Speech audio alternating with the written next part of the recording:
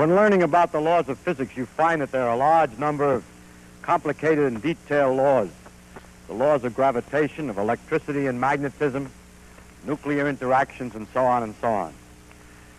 But across the variety of these detailed laws, there sweep great general principles, which all the laws seem to follow.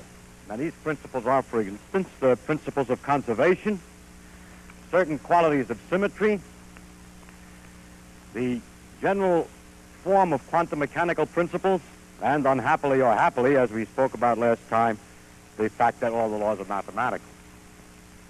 And tonight I want to talk about the conservation principle.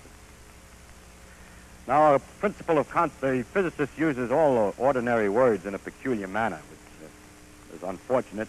For example, conservation law means this, the way he uses the word, is that there is a number which you can calculate at one moment, and as nature undergoes its multitude of changes, this number doesn't change. That is, if you calculate again this quantity, it'll be the same as it was before.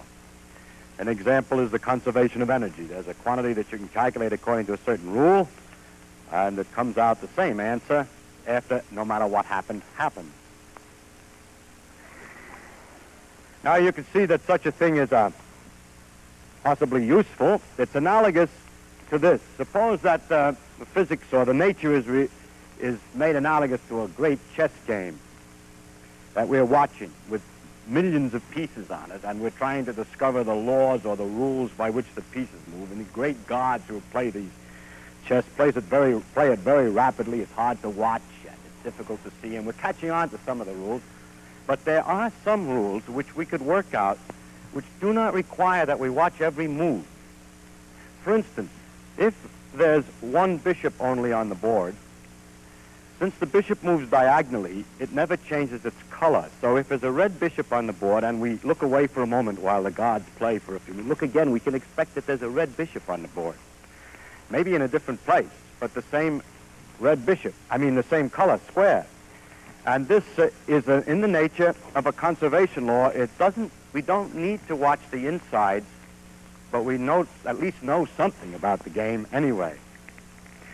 It's true that in chess, this particular law is not necessarily perfectly valid. If we watch long enough, it could happen that the bishop is captured while we weren't looking, a pawn went down to queen, and the god decided that it was better to put a bishop instead of a queen in the place of that pawn, and it was on a black square.